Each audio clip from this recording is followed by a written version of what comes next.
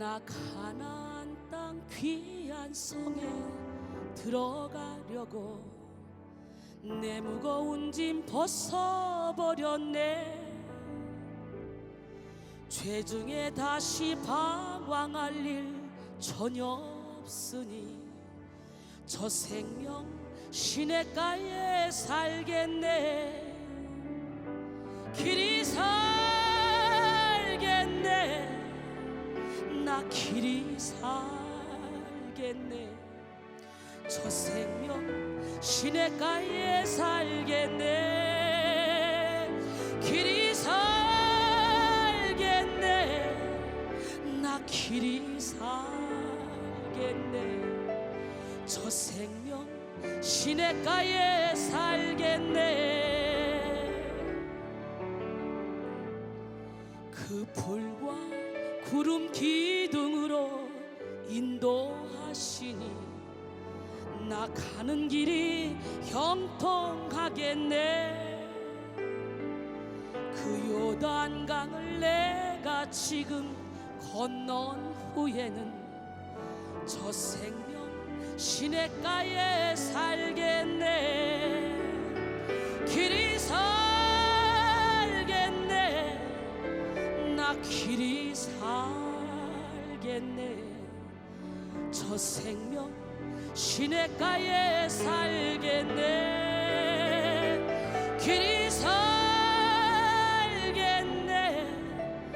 나 길이 살겠네. 저 생명 시냇가에 살겠네.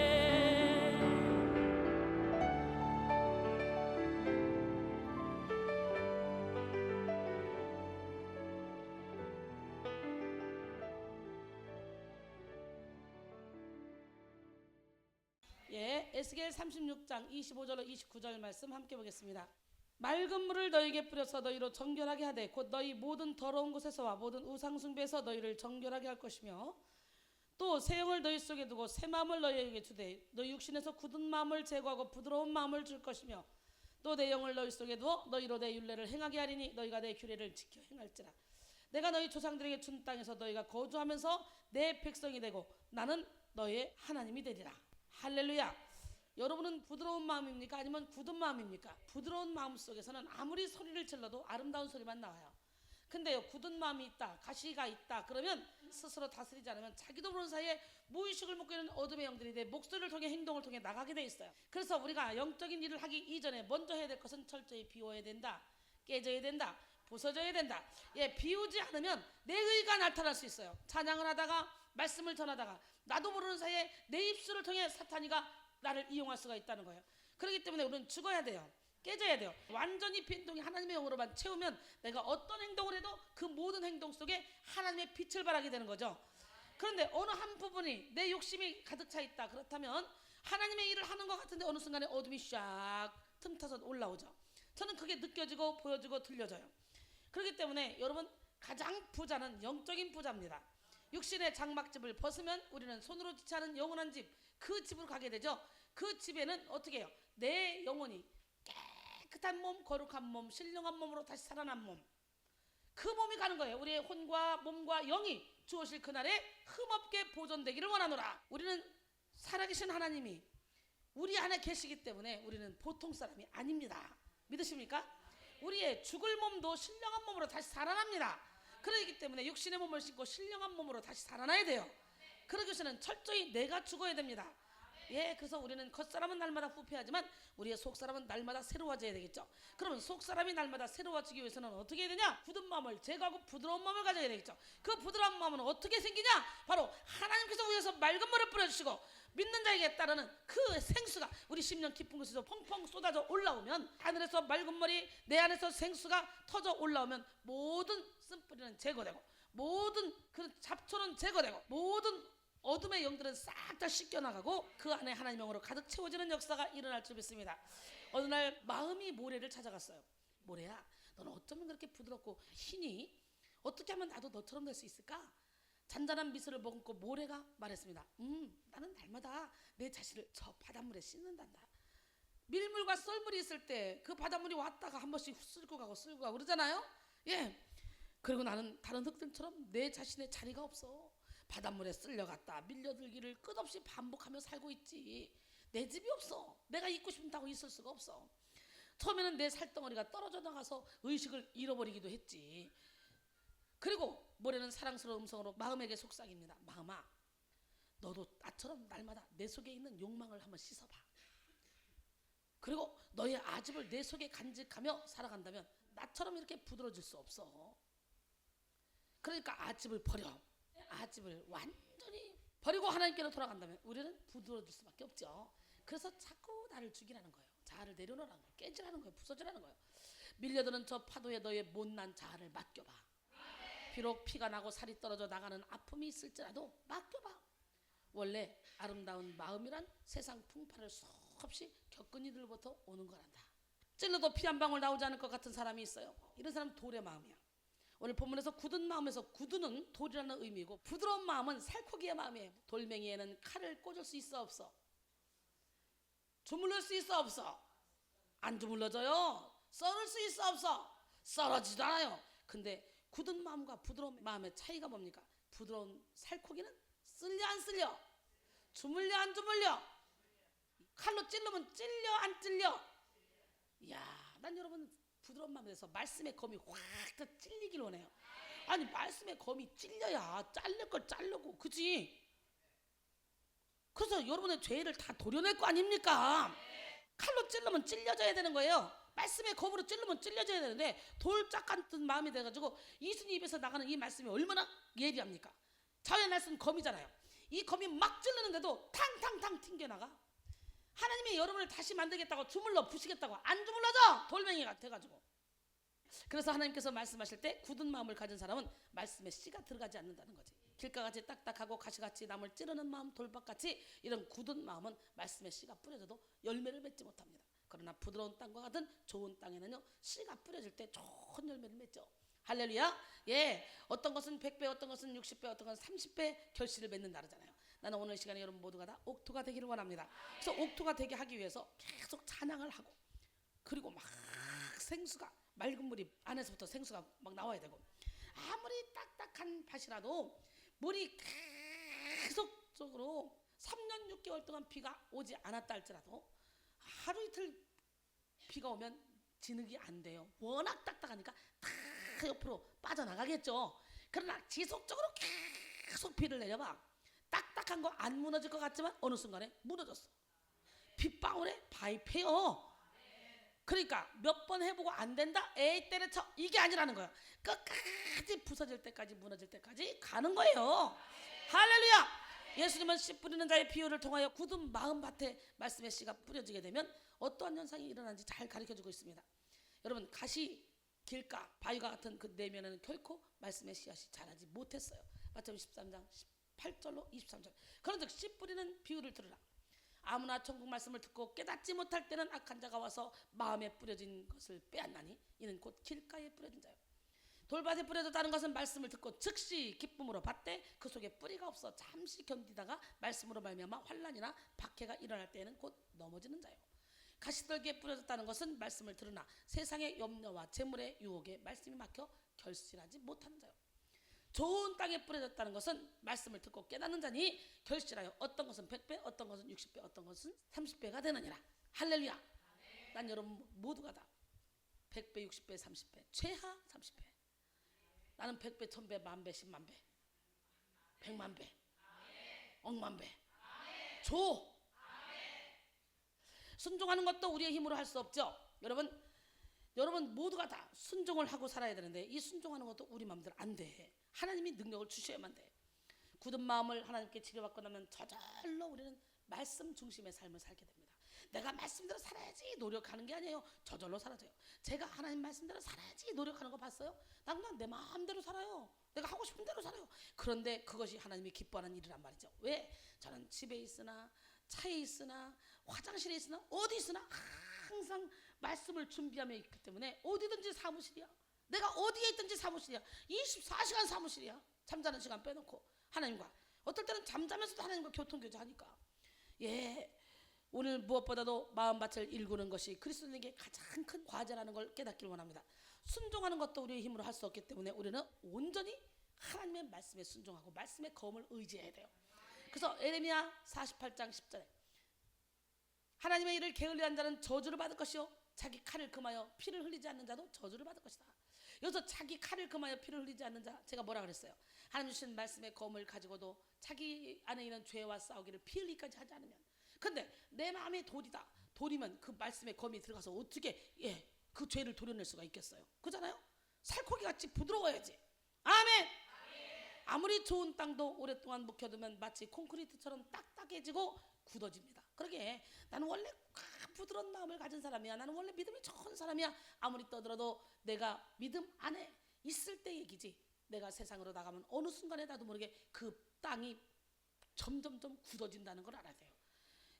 그 위에 씨를 뿌린다 해도 자라날 수 없을 정도로 딱딱해집니다. 그래서 굳은 땅에 씨를 뿌리려면 그 땅을 여러 번 갈아야 되겠죠. 많이 갈수록 부드럽습니다. 우리의 굳어진 마음도 하나님의 말씀으로 갈아져야 됩니다. 그래야 부드러운 마음이 되죠. 그런데 굳은 마음을 갈지 않고 굳어진 상태로 그대로 나아가 나이가 들어봐. 그러면 고집만 세져요. 고집불통, 귀머거리 독사가 꽉 귀를 막고 있어서 귀머거리 독사가 돼서 말씀을 들어도 듣지 못하고 깨닫지 못하고 보아도 보지 못합니다. 굳은 마음으로는 다른 사람을 품을 수도 없고 이해할 수도 없습니다. 좁은 마음이 되어 나와 다른 것은 용납하지 못하게 되는 거죠. 자신의 생각만 고집하게 되는 거예요. 그러니까 아무리 가르쳐도 안 따라와요. 왜? 자기 틀에 갇혀서 똑같이 해요. 알았어요. 그리고 또 하면 똑같이, 또 알았어요. 그리고 하면 또 똑같이, 알았어요. 그리고 하면 또 똑같이. 너무 신기해요. 그것도 참 대단해요. 어떻게 나는 그냥 어린아이 같은 마음을 가지고 이거를 하였습니다 해봐. 그러면 하였습니다. 그럼 따라오면 되잖아. 근데 하였습니다 해봐. 그러면 하였습니다. 그게 아니고 하였습니다 해봐. 하였습니다. 하였습니다. 그거 아니고 하였습니다. 이렇게 좀 올려보라고. 이렇게 몇 번을 가르쳐줘도요 여전히 자기 방식대로 그냥 가요. 설교 훈련 시키다 보니까 근데 그거는 누구나 예외 없어. 다 그렇더라고. 다 신기하대. 왜 그런 줄 알아요? 자기 틀이 완전히 세서 거기서 빠져나올 수가 없는 거예요. 그러니까 들어도 못 듣고 깨닫지를 못하는 거예요. 우리 굳은 마음을 갈지 않고 굳어진 상태로 그대로 나이가 들면 이렇게 고집이 세서 고집불통이 되는 거예요. 말귀를 못 알아들어. 굳은 마음으로는 사람을 품을 수도 없고 이해할 수도 없습니다. 마태복음 13장 15절 16절 이 백성의 마음이 완악해져서 그 귀는 듣기에 둔하고 눈은 감았으니 이는 눈으로 보고 귀로 듣고 마음으로 깨달아 돌이켜되게 고침을 받을까 두려워함이라 하였느니라. 그러나 너희 눈은 봄으로 너희 귀는 들음으로 보기도다. 할렐루야. 부드러운 땅은 다릅니다. 부드러운 땅은 씨도 잘 받아들이고 피도 잘 받아들여 생명을 키워냅니다. 그래서 부드러움은 잘 받아들이는 것입니다. 부드러운 땅이 씨도 빗물도 잘 받아들여서 생명을 키워내는 것처럼 부드러운 마음은 하나님의 말씀을 잘 받아들입니다. 이야, 조지호인 그러더라고요.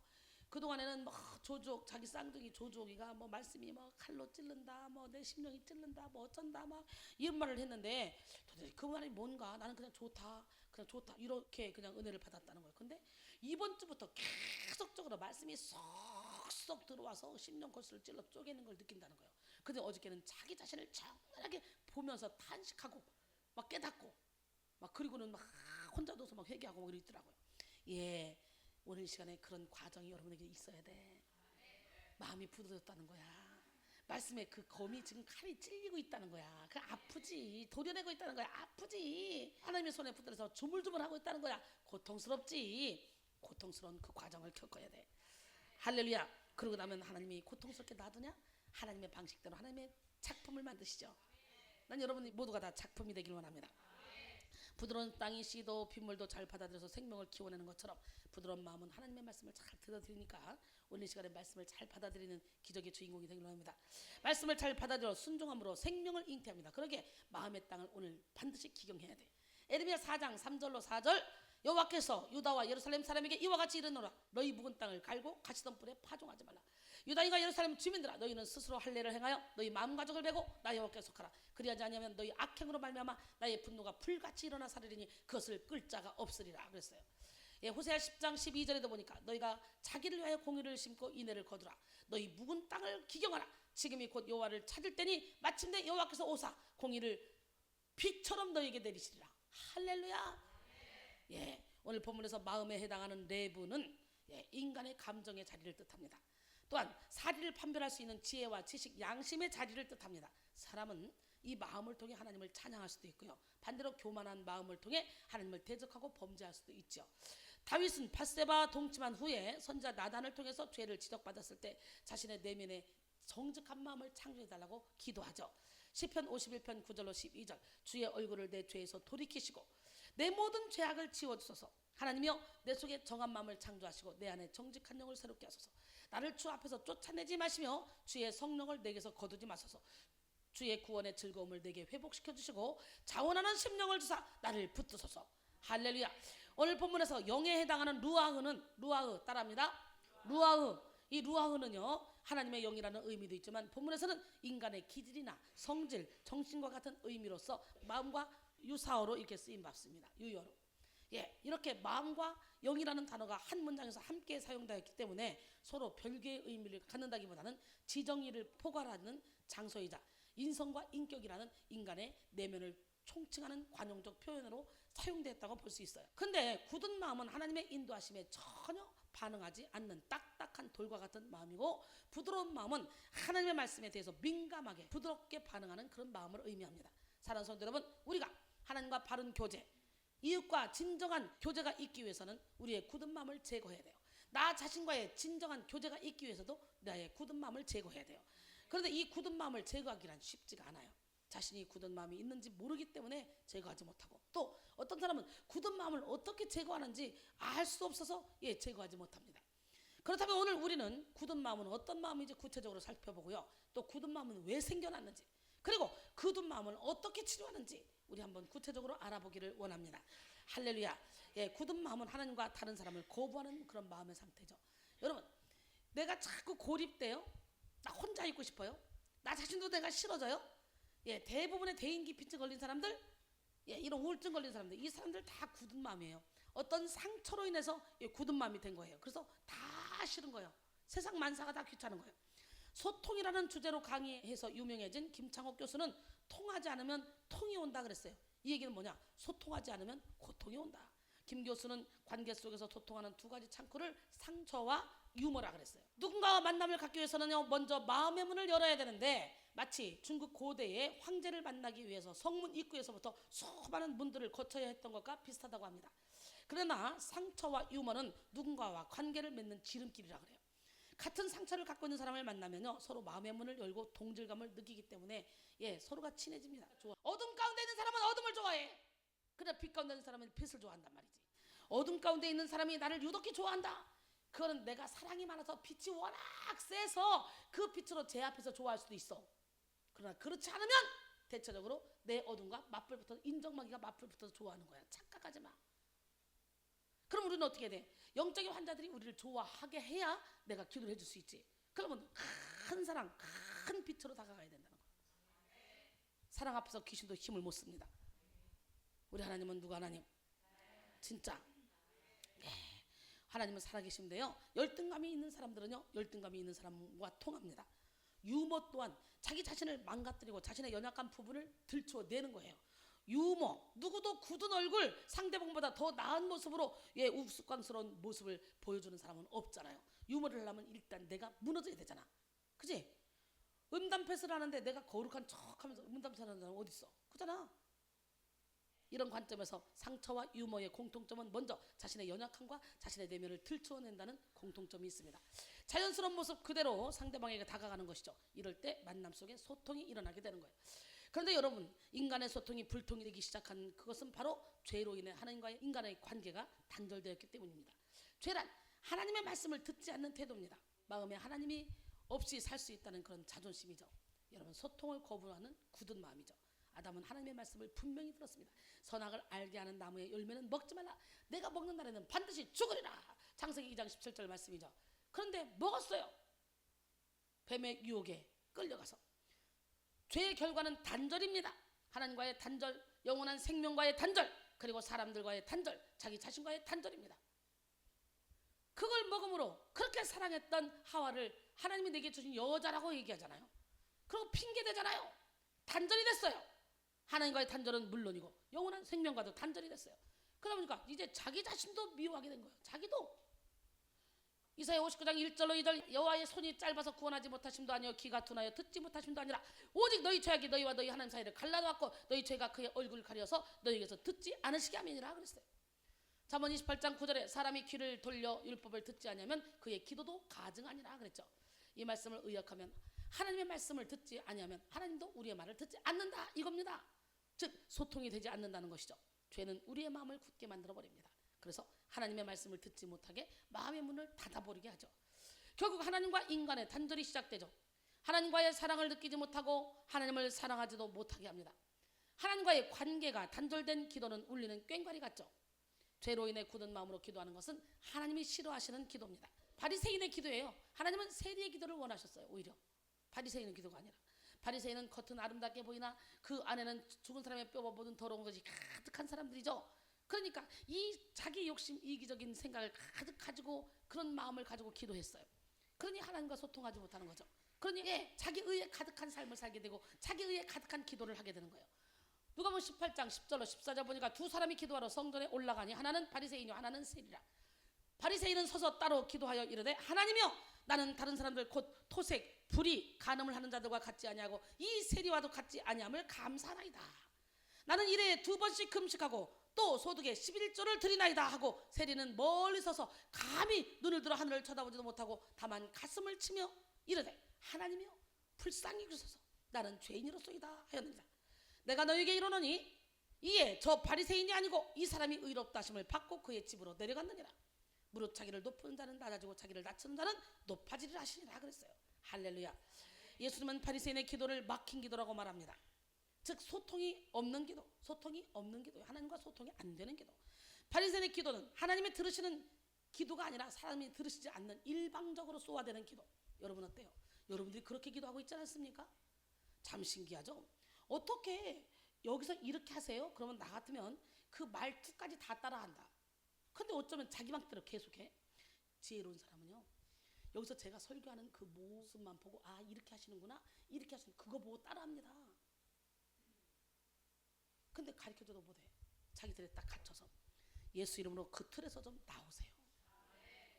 징그라. 어쩌면 그 굴 속에 들어가서 안 나오는 거야. 도대체 그 굴 속이 뭐가 그렇게 좋다고? 나와봐. 날개 달고 날라봐 나처럼. 우리 허정희 집사님 벌써 그러다 전에는 아파서 죽는다고 하더니 어느 순간부터 불치병이라고 하더니 어느 순간부터 이뻐지면서 목사님 나는 언제 데려가세요? 나는 언제 데려가세요? 훈련을 제대로 안 받고 가면 꼴통짓 있는 대로 하지. 꼴통짓 하더라도 나는 가고 싶어요. 거기 가서 꼴통짓 하면 내가 죽지. 아 그러면 좀 더 훈련을 받아야 되겠네요. 나 지금 적금 넣고 있어요. 비행기 값 하려고. 언제든지 좋으니까 갑시다. 제가 그랬는데 여러분 이렇게 비전을 가져, 꿈을 가져. 세계를 좀 넓게 봐. 다사 출신 우리 저 김영숙 권사님 봐. 캐나다와 미국을 도대체 몇 번을 갔는 줄 알아? 가서 또 얼마나 활보를 하는지 몰라. 목사님들도 막 기도 막 능력자로 소문났어 막. 깡패 가끔 무대뽀로 막 밀어붙이긴 하지만 예수님은 바리새인의 기도를 막힌 기도라고 합니다. 여러분 절대로 막힌 기도하면 안 돼요. 소통이 되는 기도를 해야 돼요. 반면 세리의 기도는 소통하는 기도입니다. 은혜를 입는 기도죠. 하나님께서 들으시고 기뻐하시는 기도. 우리는 바리새인처럼 자기 의에 도취되어 기도를 드리는 것이 아니라 세리처럼 진실된 회개의 기도를 해야 돼요. 잠언 28장 13절에 자기의 죄를 숨기는 자는 형통하지 못하나 죄를 자복하고 버리는 자는 불쌍히 여김을 받으리라. 시편 51편 17절에 하나님께서 구하시는 제사는 상한 심령이라. 하나님이여 상하고 통회하는 마음을 주께서 멸시하지 아니하시나이다 그랬어요. 죄를 고백하는 자는 하나님의 은혜를 입게 됩니다. 불쌍히 여김을 받게 됩니다. 자연히 죽을 수밖에 없는 죄인임을 인정하고 정직하고 하나님 앞에 죄를 고백할 때 소통이 시작됩니다. 막힌 담이 무너지면 십자가의 은혜를 경험하게 됩니다. 그러나 자신이 죄인됨을 고백하지 않으면, 자신이 죄인임을 인정하지 않으면 십자가의 은혜를 경험할 수가 없죠. 요한일서 1장 8절로 10절 만일 우리가 죄가 없다고 말하면 스스로 속이고 진리가 우리 속에 있지 않을 것이요 만일 우리가 우리 죄를 자백하면 그는 미쁘시고 의로우사 우리 죄를 사하시며 우리를 모든 불의에서 깨끗하게 하실 것이며 만일 우리가 범죄하지 아니었다면 하나님을 거짓말하는 이로 만드는 것이니 또한 그의 말씀이 우리 속에 있지 아니하리라 그랬어요. 여러분 우리는 죄인이에요. 그러나 죄인된 우리가 하나님께 가까이 갈 수 없지만 바로 십자가로 박힌담을 하신 분이 예수님이세요. 모든 율법을 허물어 버리신 분이 예수님이셔요. 모든 율법의 완성을 주시는 분이 예수님이에요. 우리는 예수님의 사랑을 온몸으로 체험해야 돼요. 그 사랑의 너비와 길이와 높이와 깊이를 깨달아 사랑으로 충만해지면 저절로 율법이 완성됩니다. 예, 그 다음에 굳은 마음은 상처로 자신을 보호하려는 그런 마음의 상태죠. 여러분, 내가 나를 보호하려고 하지 마세요.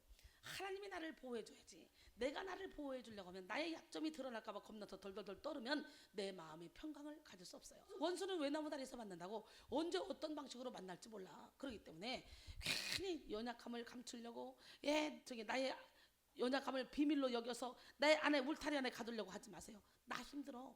그리고 하나님도 치료하지 않아. 드러내. 그냥 내 자존심을 십자가에 못 박아. 이놈은 자존심이 문제야. 자존심이. 오늘 여러분 모두가 다 자존심을 십자가에 못 박고 굳은 마음, 이 상처로 자신을 보호하려는 마음이 굳은 마음이니까 오늘 자신을 자기가 보호하지 말고 하나님께 확 던져드리는, 하나님께 확 맡겨드리는 여러분 되기를 원합니다. 굳은 마음은 대부분 어린 시절에 형성됩니다. 3살 버릇 8까지 간다는 그런 말이 있듯이 굳은 마음은 가정에서부터 시작돼요. 굳은 마음의 가장 큰 원인 중 하나는 상처인데요. 상처가 많은 사람들 중에는요, 두려워서 일부러 강한 척하고 과격하게 행동하는 사람들이 있어요. 또 어떤 사람은 두렵고 슬프고 힘들지만 내색하기 힘들어서 가식적으로 옷을 입고 밝은 척 하기도 합니다. 사람들은 저마다 자신을 보호하려는 방법을 다 가지고 있어요. 원인은 바로 상처인데요. 상처가 많은 사람일수록 자기 애가 강합니다. 스스로 자기를 지키려고 몸부림치기 때문에 오히려 아무것도 아닌 일에 더 큰 상처를 받게 되죠. 사람마다 더 이상 상처받기 싫어서 자신을 보호하는 방법이 다 다를 뿐 우리는 사람마다 다 방어 기제를 갖고 있다는 거예요. 여러분, 저는요 완전히 다 오픈하고 살아요. 내 삶을 다 오픈해요. 그러다 보니까 언제나 평안해요. 사탄이가 나를 가지고 흔들지 못해요. 다 열어놓고 살으니까. 나의 시간, 물질, 노력, 나의 안방까지도 싹 다 내 핸드백까지 다 열어놓고 살아요. 그냥 비밀이 없어요. 자기를 숨기고 싶어하는 방어 기제는 여러 가지가 있겠죠. 눈을 크게 뜨시고 조름마귀는 예수처럼 떠나갈지어다. 지금 이 설교 여러분 굳은 마음이 제거되고 부드러운 마음이 되는 시간이에요. 그렇기 때문에 사탄이가 돌 같은 여러분 마음을 그대로 갖게 하려고 자꾸 졸리게 하고 못 들리게 하고 안 들리게 하고 하는데 사람들이 그러더라고요. 이렇게 또박또박 설교를 하는데도 이 설교가 안 들린대요. 근데 그냥 은혜가 되네? 그러니까 앉아있는 사람도 있더라고요. 근데 꾸준히 앉아있다 보면 어느 순간에 그 굳은 마음이 제거돼가지고 확 부드러져가지고 말씀이 슉 수술할 때가 있더라고. 많은 사람들이 그래, 어머 설교가 전에보다 훨씬 더 좋아지셨네요. 그건 아니라 당신의 굳은 마음이 부드러져서 그렇게 된 거야. 똑같이 설교를 하는데 점점 굳은 마음이 부드러지면 이 설교가 꿀송이처럼 느껴지는 거야. 할렐루야. 자기를 숨기고 싶어하는 방어 기제 첫 번째, 억누르는 마음입니다. 이것은 불안한 마음에 대한 1차적인 방어 기제입니다. 사람들이 가장 흔히 쓰는 방어로서 의식에서 용납하기 힘든 생각, 욕망, 충동 등을 무의식 속으로 확 눌러버리는 겁니다. 옛날에 그런 일이 있죠. 세월이 약이다. 배신을 당했어. 세월이 약이야. 세월이 흐르면 잊어버리게 돼 있어. 상사병 나서 죽어가고 있어. 야, 세월이 약이야. 때가 되면 다 잊어지게 돼 있어. 그런데 잊어지는 게 아니에요. 억눌러서 우리의 무의식을 살아갖고 우리의 생각을 완전히 지배해버리게 만드는 거예요. 이렇게 억압된 마음을 통해서 자아는 위협적인 충동, 감정, 소원, 환상, 기억 등이 의식되는 것을 막아주는 거예요. 특히 죄책감, 죄의식, 수치 또는 자존심의 손상을 일으키는 경험들은 고통스럽기 때문에 억눌러 버림으로써 고통을 피하는 방어 기제죠. 여러분이 이런 말이 있어요. 여러분, 입이 시끄러우면 속이 조용하고 속이 시끄러우면 입이 조용하다. 그렇죠? 여러분, 입이 시끄러워서 속이 조용한 사람은요 암병 걸릴 일이 없다. 근데 억누르는 마음을 가진 사람은 대체적으로 암병 걸릴 확률이 많다.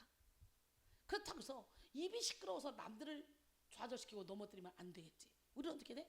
그 모든 문제를 가지고 하나님 앞에 나와서 시끄러운 거야. 그냥 입이 시끄러운 거야. 하나님 앞에 막 떠드는 거야. 그냥 나의 마음을. 우리의 작은 신음에도 응답하시는 하나님은 날마다 우리 안에서 우리를 위해 일하고 계십니다. 우리가 아름다운 작품으로 신의 성품으로 참여할 수 있도록 우리를 도와주시죠.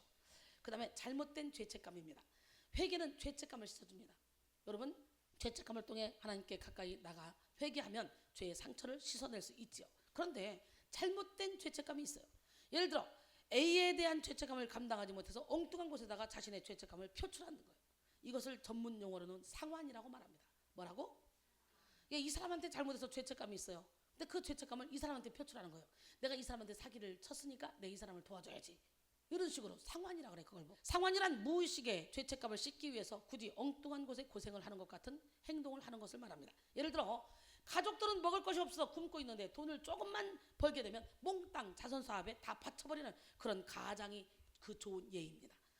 남들에게는 착한 사람인데 가정에게는 무책임한 가장들이 참 많이 있죠.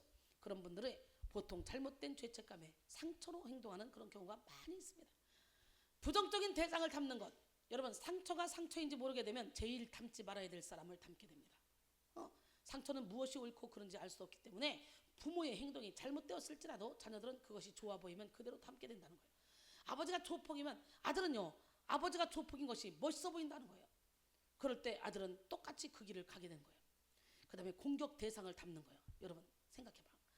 시집살이를 당한 사람이 시집살이 시킨단 말이 있잖아요. 아유, 나는 우리 시어머니처럼 절대로 저렇게 시집살이 안 시켜, 우리 며느리는. 그러나 결혼해서 며느리를 얻어봐. 아이고 내가, 야 나는 우리 시어머니 어떻게 당한 줄 아냐? 넌 이거 아무것도 아니다 야. 그러면 되게 갚아버려요. 그게 참 신기하지. 여러분 절대로 그러지 마세요. 상처를 다 씻으세요. 공격자를 닮음으로써 불안을 방어하는 것을 말합니다. 두려운 대상의 특징을 닮아 자기 것으로 만들어버립니다. 그래서 그 대상에 대한 두려움을 극복하려고 하죠. 이것은 가식의 옷을 입는 것과 같은 것입니다. 이 과정을 통해서 초자아가 형성됩니다. 예를 들어 어린아이가 도깨비 영화를 보고 도깨비 장난을 치며 내가 도깨비다 이렇게 하는 것은 도깨비 흉내를 내므로써 도깨비 공포로부터 자신을 보호하려고 하는 것이라는 거예요. 우리 옛날에 참 전설의 고향 많이 봤네. 그 뭐하는 짓인가 몰라? 더운 여름날에 시원한 얼음 냉수 같은 전설의 고향 이래가지고요 그 미쳤어. 그냥 막 입을 뒤집어 쓰고 막 이러가지고 막 보면서 막 무서워. 그거 보다가 막 또 귀신 꿈꾸고 막 이러잖아. 그러다 보니까 우리 어렸을 때요 귀신놀이 했어. 하얀 옷 입고 머리 풀어가지고 막 불 끄고 막 이러면서 상녀 귀신이다 막 이러면서 야 그 뭐하는 짓인지 몰라. 예, 이게 다 상처로 오는 거래. 상처로. 친구 중에 두려운 대상이 있으면 그 두려운 대상을 따라하고 닮으려고 쫓아감으로써 그 두려워하는 대상의 힘이 자신에게 있다고 착각하게 되는 거예요. 예, 킬미힐미 있었죠 옛날에. 거기에 누가 있죠? 주인공은 참 착하고 이뻤잖아요. 그런데 폭력적인 그 친구를 끌어들여가지고 그 친구가 결국 자아를 형성하잖아. 자기 안에 와서 나중에 그 친구가 자기 주인으로 달라고 그러잖아. 7개의 자아가 형성이 되잖아요 거기서. 그런 것처럼 우리는 나도 모르는 사이에 나를 자꾸 만들어가. 다 버려. 그거요 나를 보호하려고 하는 거거든요. 다 버리고 하나님의 형상을 따라가. 예수님이 보호해줘야지. 하나님이 보호해줘야지. 여호와를 피난처로 삼고 주둔자를 거처로 삼기만 해봐. 우리가 어딜 가든지 발이 돌에 부딪지 않도록 여호와의 사자를 보내서 우리의 길을 쫙쫙 예비하시는 그 좋으신 하나님이에요. 이것이 내 말이 아니라 시편 91편 9절로 12절 말씀이에요. 할렐루야. 그 다음에 자신의 공격성을 남에게 투사시키는 것. 투사는 자기애적 방어입니다. 쉽게 말하면 자신이 무의식에 품고 있는 공격적 계획과 충동을 남의 것이라고 믿고 남에게 던져버리는 방어 기제를 말합니다. 즉 용납할 수 없는 자기 자신 내부의 문제나 결점을 자기 외부에 있는 것으로 생각하는 것입니다. 문제의 원인이 나에게 있는 것이 아니라 상대방에게 있기 때문에 이 상대방 때문에 나에게 이런 악영향이 흘러 들어왔다고 이렇게 생각하는 것을 말합니다. 자신의 공격성을 깨닫지 못하는 사람은 항상 자신을 합리화시키죠. 이것 또한 상처로 인한 방어 기제입니다. 예를 들어 자신이 누군가를 미워할 때 그가 자신을 몹시 미워하기 때문에 자신도 그를 미워한다고 이렇게 합리화를 시키는 거예요. 그래서 자신의 실패를 남의 탓으로 돌리는 것도 투사입니다. 편집증, 망상증, 환각, 착각이 여기에 해당되는 거죠. 이 망상증에 걸린 사람들 감당 못해요. 하지도 않은 말 했다 그러고 듣지도 않은 말 들었다 그러고. 그래서요 여러분 억울하게 누가 여러분에게 누명을 씌우거든 저 사람 망상증 걸렸구나. 저 사람 지금 귀신의 소리를 듣고 있구나. 그렇게 상처 때문에 저 사람이 지금 귀신의 소리를 듣고 있구나. 그렇게 생각하고 막 억울하다고 따지고 막 겨들고 그런 거 하지 마세요. 불쌍히 여기시고 기도해 주세요. 왜? 애매히 고난을 받아도 주님을 생각함으로 슬픔을 참으면 이는 아름답다잖아요. 그러나 죄가 있어 매를 맞고 참으면 무슨 유익이 있냐 그랬잖아요. 베드로전서 2장 19절로 20절. 그 다음에 현실을 부정하는 것. 현실을 부정하는 것도 자기애적 방어 기제입니다. 발달 단계 중 최초의 가장 근본적인 방어 기제 중 하나인데요. 인간이 도저히 감당 못할 어떤 생각, 욕구, 충동, 현실적 존재가 의식화된다면 이것을 무의식적으로 부정하는 것을 말합니다.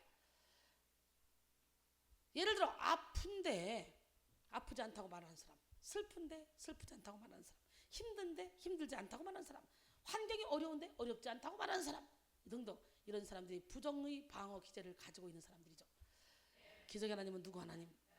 예, 여러분 영화를 볼 때 무서운 장면이 나오면 눈을 가리는 여자아이, 당뇨병의 진단이 내려졌는데도 자기는 아무렇지도 않다고 병원 가기를 거부하는 사람, 또 암으로 죽어가는데도 자기는 암이 아니라고 의사의 오진이라고 주장하는 그런 환자들 경우도 들 수 있죠. 현실을 부정하는 것.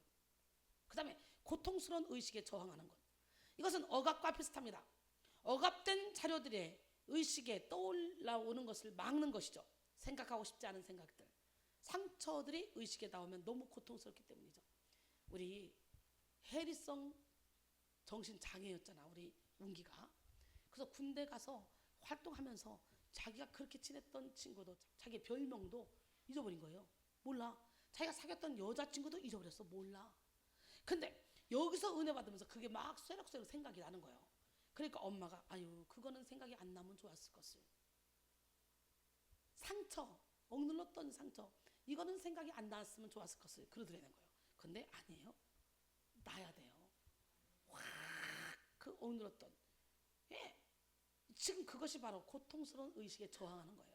억눌렀던 것이 다 나와서 드러내고 친 하나님 앞에 확 뽑아 버려야 돼요. 할렐루야. 기적의 하나님은 살아계십니다. 이런 상황에서 환자는 대개 기억에 없다는 말을 하죠. 또는 얼굴이 빨개지고 당황하기도 합니다. 이런 방어기제가 쓰이게 되면 꼭 진술을 해야 할 때 침묵해버리고 말죠. 재판상에서는 묵비권을 행사하는 것과 똑같죠. 우리 교회 중직들이 그래요. 잘못하는 건 큰 문제가 있는 걸 보면서 그 사람하고 대화하는데 그냥 묵비권 행사, 가만히 있어요. 그리고 잘못 안 했다는 거예요. 자기는. 여러분 동조하는 거예요. 가만히 있는 거는. 가만히 있는 건 잘못한 거예요. 우리 김미리 목사님이 얼마나 똑똑한지 몰라요. 참 통찰력이 아주 대단해요. 왜 근데 권사님은 가만히 계신데요? 왜 여기서 말을 안 하는데요? 나한테 그렇게 말하지 않았잖아요. 네, 먹비권 행사하지 마시오 이 얘기야. 이게 뭐예요? 병이야 병, 상처야 상처. 시간이 지나서 잘 생각이 안 나는데요? 치매 걸렸어? 2주 3주 걸린 게 생각이 안 나? 1년 2년 걸린 게 생각이 안 나? 치매 걸린 거야. 그거는 나 치매 걸렸어요 그거하고 똑같아. 차라리 아 내가 그때 그랬네요 미안해요 하는 게 낫지. 치매 걸린 사람 취급하는 게 더 좋아? 그거 신기하더라고 사람들이. 잘 모르겠는데요. 이런 더러운 습관을 예수 이름으로 다 버리길 원합니다. 그 다음에 다른 문화로의 승화, 본능적 욕구나 참아내기 어려운 충동의 에너지를 사회적으로 용납되는 형태로 둘러쓰는 방어기제입니다. 승화는 긍정적으로 작용할 수도 있고 부정적으로 작용할 수도 있습니다. 승화는 다른 기제와는 달리 자기 억압이 없으며 충동적인 그런 에너지가 그대로 사회적으로 쓸모 있게 되기도 합니다. 쉽게 말해서 예술은 성적 욕망의 승화요. 또한 외과 의사가 되는 것은 잔인한 충동을 승화시키는 것이라고 합니다. 공격 충동이 권투로 승화되기도 하고 성적 충동이 춤으로 승화되기도 한다 그래요. 만약에 상처를 은혜로서 승화시키게 되면 상처가 별이 되기도 하죠. 그렇기 때문에 오늘 고난이 유익이라는 거예요. 오늘 여러분의 모든 상처를 은혜로서 승화시키길 바랍니다. 네, 그 다음에 굳은 마음은 슬픔과 외로움과 거절하는 마음의 상태예요. 상처 때문에 마음이 굳어진 사람은 자신을 보호하다 보니까 언제나 외로워. 우리는 주님의 것입니다. 그러기에 주님이 지켜주십니다. 내가 나를 보호하려고 할 필요가 없어요. 고린도전서 6장 19절로 20절 너희 몸은 너희가 하나님께로부터 받은 바 너희 가운데 계신 성령의 전인 줄 알지 못하느냐? 너희는 너희 자신의 것이 아니라 값으로 산 것이 되었으니 그런즉 너희 몸으로 하나님께 영광을 돌리라. 할렐루야. 그런데 스스로 자신을 보호하려고 하는 사람은요 항상 아무도 자신을 알아주지 않는다고 느낍니다. 사랑받을 줄도 모르고 사랑을 할 줄도 모릅니다. 그러기에 언제나 슬프고 고통스럽게 살아가죠. 그런데 슬픔과 외로움과 거절감은 사실상 하나라고 말할 수 있어요. 뭐가 실장? 슬픔과 외로움과 거절감은 사실상 하나라고 할 수 있다는 거예요. 거절감을 느끼면 외로움을 느끼게 됩니다. 그리고 자신에 대한 슬픈 감정이 생기게 되는 거죠. 사람들은 어려서부터 용납받고 수용받기를 원합니다. 누구나 용납받고 수용받아야 건강하고 밝고 행복하게 살 수 있습니다. 자녀가 어릴 때, 한두 살 될 때 대부분의 부모들은 아이들이 있는 모습 그대로 사랑하고 받아주고 용납합니다. 그러나 대부분의 부모들은 미숙하죠. 그래서 아이가 3살이 되면 그때부터 아이들이 자기 마음에 들지 않거나 부모의 뜻대로 행동하지 않거나 자신들의 기대에 못 미치면 아이들을 용납하지 못하고 말과 행동으로 상처를 줍니다. 눈빛으로 상처를 줍니다. 그들을 거절하게 되죠. 심지어는 언어적, 신체적으로 학대하기도 합니다. 이런 학대에 상처와 거절감이 치유받지 못하고 쌓여질 때 사람들은 슬픔과 외로움과 거절감의 병든 정서를 갖게 되는 거죠. 이렇게 상처받은 자녀들은 거절의 상처가 너무도 아프고 크기 때문에 부모 또는 사람들에게, 특히 권위자들에게 거절당하지 않고 용납받으려고 몸부림을 칩니다. 다른 사람들에게 인정받기 위해서 목숨을 겁니다. 상처가 많은 사람은 있는 모습 그대로 그렇게 사랑해주는 사람들이 거의 없기 때문에 늘 긴장 속에 살게 되고 인정을 받고 거절당하지 않기 위해 노력하게 되죠. 왜냐하면 상처가 많은 사람은 인정받을 수가 없는 게, 상처가 내 안에서 또 하나의 법이 되어 나를 통해 계속 다른 사람을 상처를 주거든. 그러니까 상처가 많은 사람은 사람들에게 인정을 못 받아. 그러니까 인정을 받으려고 몸부림을 치지만 안 되는 거예요. 그래서 여러분, 누구에게 사랑받고 싶고 상처받고 싶어? 그러면 먼저 나를 비워야 돼. 이 상처를 치유받아야 돼요. 여러분에게서 독이 나오지 말아야 돼. 깨집시다. 부서집시다. 무너집시다. 할렐루야. 우리 하나님은 누구 하나님?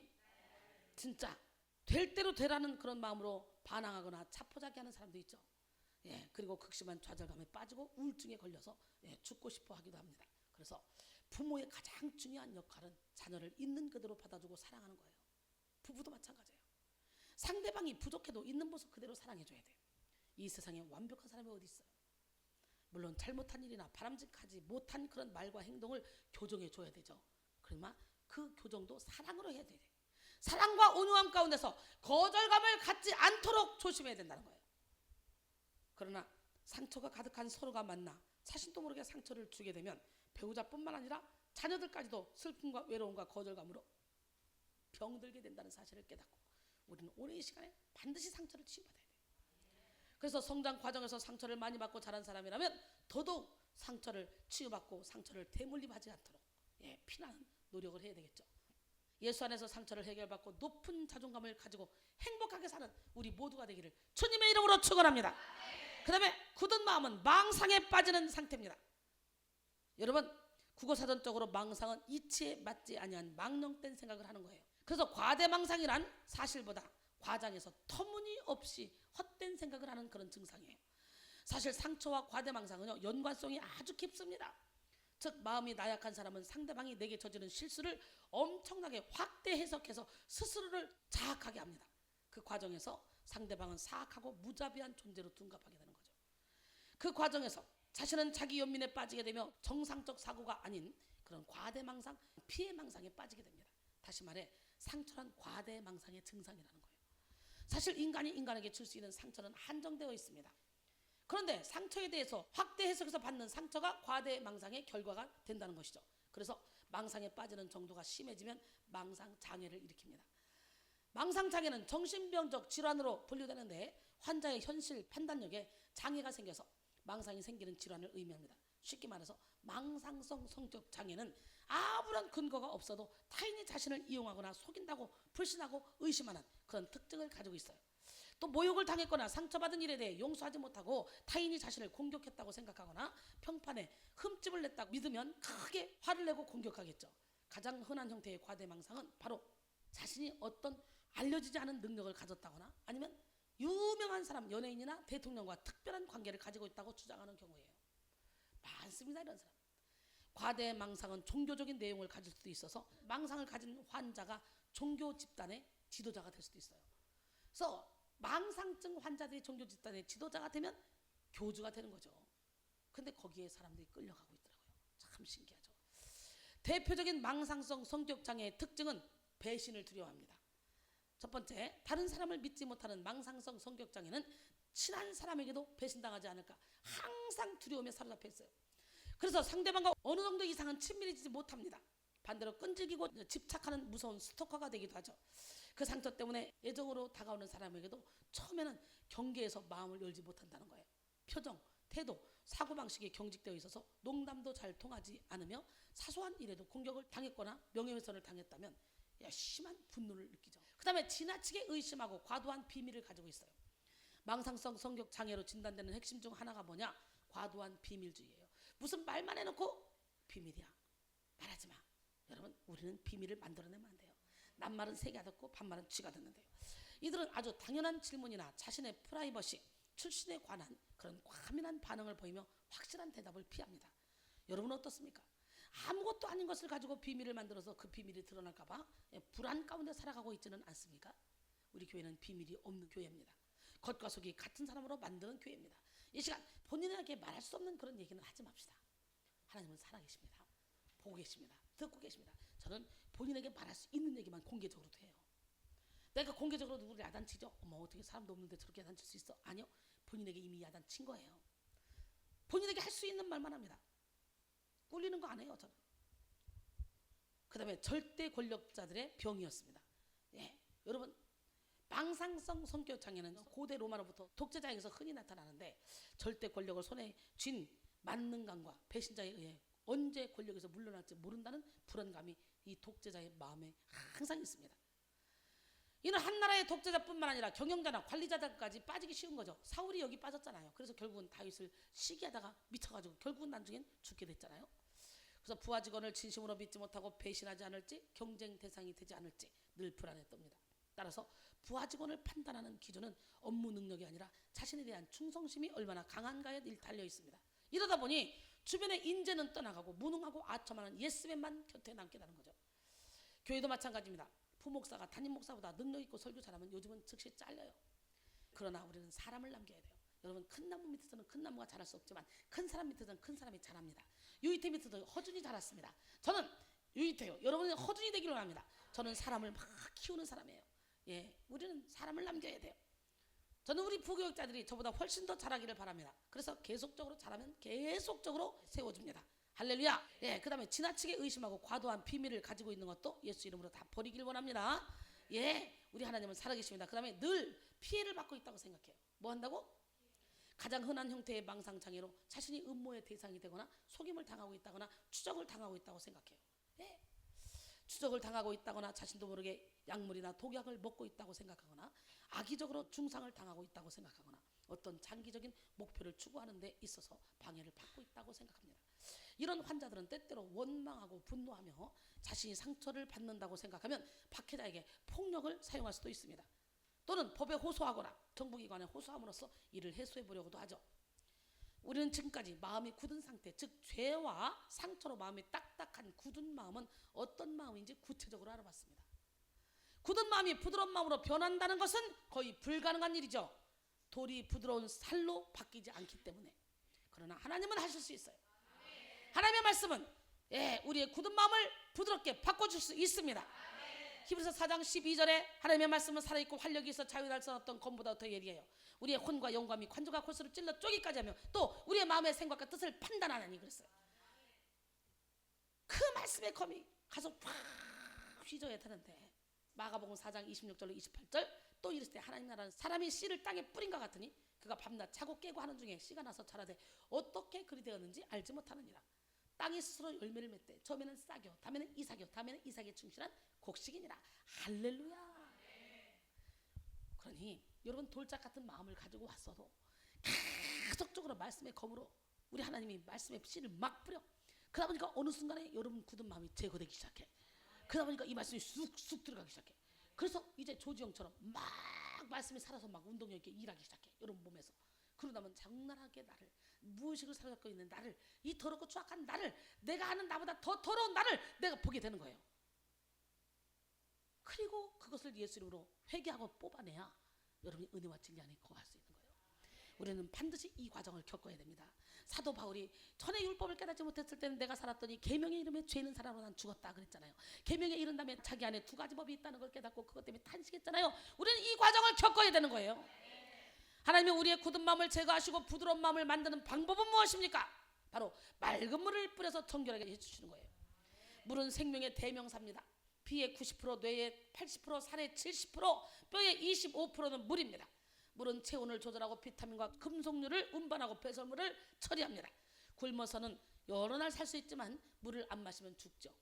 화학 부문에서 노벨상을 받은 그런 데비 박사는 인류는 100년 이상 물을 H2O라고 불러왔지만 이 신비한 물에 대하여 지금 겨우 알기를 시작한 것뿐이다 라고 말했습니다. 지구 표면은 4분의 3이 물로 덮여 있고 생명의 기원이 물에서 시작되었다고 주장하는 진화학설도 있지만 실제로 인간이 거의 물로 형성된 어머니의 태 속에서 9개월을 성장하다가 세상에 태어나 평균 수명을 살 경우 약 24,605.18리터의 물을 마시다가 죽는 것이므로 인간은 물에서 태어나 물의 덕분으로 살다가 죽는다고 했습니다.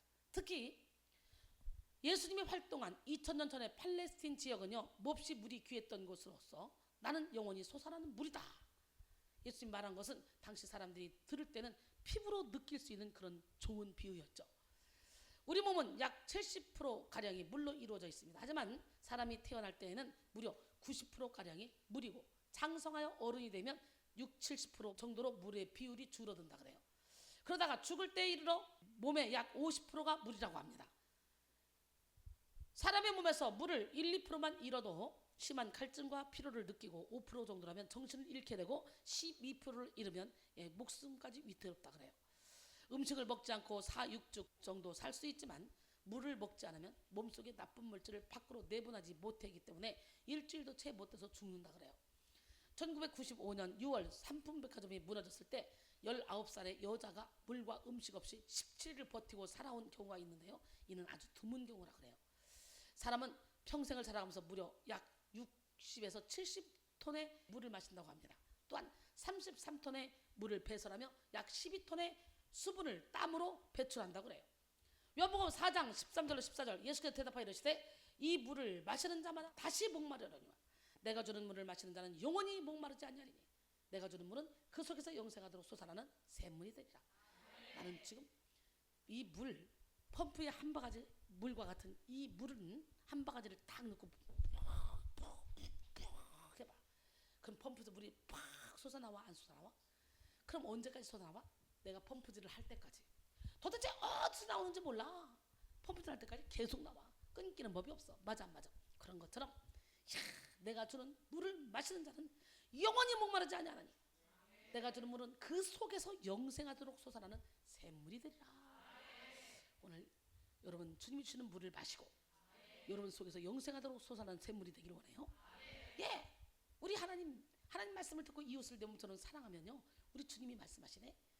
내가 물된 동산처럼 물이 끊어지지 않는 샘처럼 우리를 만들어 주신다네. 이사야 58장 6절로 11절에 보니까 요한복음 7장 37절로 39절 명절 끝날 곧 큰 날에 예수께서 서서 외쳐 이르시되 누구든지 목마르거든 내게로 와서 마시라. 나를 믿는 자는 성경에 이른과 같이 그 배에서 생수의 강이 흘러나오리라. 할렐루야. 이는 우리가 받을 성령을 가리키신 말씀이라 그러잖아요. 여러분 기원 200년대에 초대 신학자인 터툴리안은 우리는 물고기와 같다. 물고기는 언제나 물속에 있어야 살 수 있으며 활동도 가능하다. 예수 그리스도는 물이다. 그 안에 생명이 있다 라고 말했습니다. 그런데 이 물이 하는 중요한 역할 중에 하나는 바로 오염을 정화시킨다는 거예요. 아멘. 청소나 빨래, 설거지 등은 물을 통해 하죠. 물은 더러운 것을 깨끗하게 해줍니다. 그리고 부딪히고 깨지는 사이 물은 깨끗이 정화되죠. 그리고 여러분 안에서 이 생수의 강물이 흘러넘치므로 여러분도 부딪히고 깨지고 씻겨져서 묵은 땅이 기경되기를 원합니다. 에스겔 36장 25절에 맑은 물을 너희에게 뿌려서 너희로 정결하게 하되 곧 너희 모든 더러운 곳에서와 모든 우상 숭배에서 너희를 정결하게 할 것이며.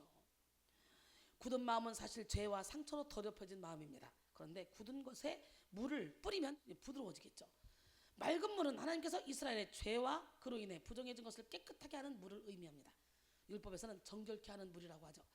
정결한 물은 사실 구약시대의 제사 때 사용한 물이었습니다. 정결 예식을 위해 준비된 정결한 물은 속죄 제물을 태운 죄를 넣어서 만든 그런 제사용 물입니다. 즉 정결 예식은 레위인들이 제사 의식을 돕는 일을 하기 전에 임직에 앞서서 레위인들에게 속죄의 물을 뿌려서 정결하게 하고 레위인들을 요제로 하나님께 드리는 예식입니다. 민수기 8장 7절 너는 이같이 하여 그들을 정결하게 하되 곧 속죄의 물을 그들에게 뿌리고 그들에게 그들의 전신을 삭도로 밀게 하고 그 의복을 빨게 하여 몸을 정결하게 하고. 정결케 하는 물을 만들기 위해서는 먼저 흠없고 아직 멍에를 매지 아니한 붉은 암송아지 한 마리를 진 밖에서 잡아 그것을 불살랐습니다. 그리고 백향목과 우슬초와 홍색실을 취하여 암송아지를 사르는 불 가운데 던졌습니다. 그 다음 그 송아지의 재를 흐르는 물과 섞었습니다. 이렇게 하면 정결하게 하는 물이 만들어지는데 부정한 사람에게 그 물을 찍어 뿌리면 정결하게 될 수 있었어요. 그런데 의식법상 부정은 죄를 의미합니다. 그래서 부정을 씻는 정결하게 하는 물인 맑은 물은 죄를 씻는 수단 또는 방편을 의미하죠.